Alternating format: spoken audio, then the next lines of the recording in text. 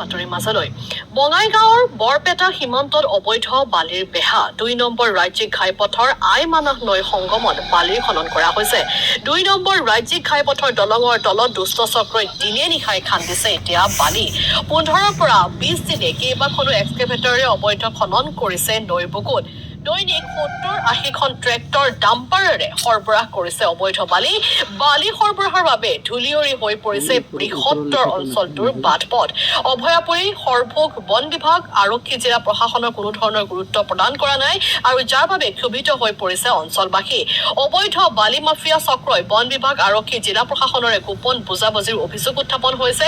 আমি ইতিমধ্যে ইয়াৰ পূৰ্বে আচলতে এই সন্দৰ্ভত বাতৰি সম্প্ৰচাৰ কৰিছো, কাৰণ স্থানীয় লোকসকল অতিষ্ঠ হৈ পৰিছে।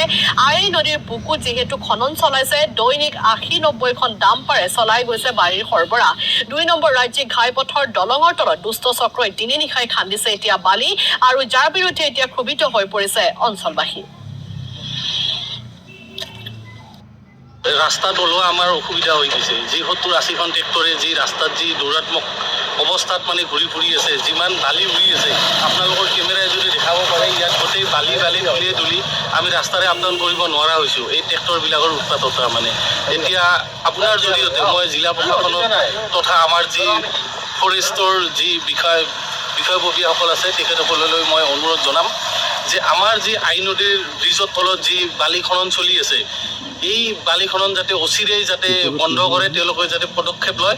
নহ'লে এই যোৱা যি কিছুদিন ধৰি আমাৰ যি কৰাৰকুম যি জনিয়াত যি বিকিৰ নৈৰ ওপৰত যি দলং আছে, সেইখন যেনেদৰে খুটা বহি গৈছে, ঠিক তেনেদৰে আমাৰ এইখন ব্ৰিজৰো তেনেকুৱা অৱস্থা হ'ব বুলি আমি তাৰমানে সন্দেহ প্ৰকাশ কৰিছোঁ। তাৰমানে আমাৰ এই যেতিয়া এই আই নদীৰ ব্ৰিজ যেতিয়া আছে, ব্ৰিজৰ মানে সেই তলৰ মাটিবিলাক যে মোটামুটি ৭০-৮০টা মানে ট্ৰেক্টৰে দি JCB লগাইছে, আমাৰ ৰাইজৰ মানে বহুত ক্ষতি হৈ আছে।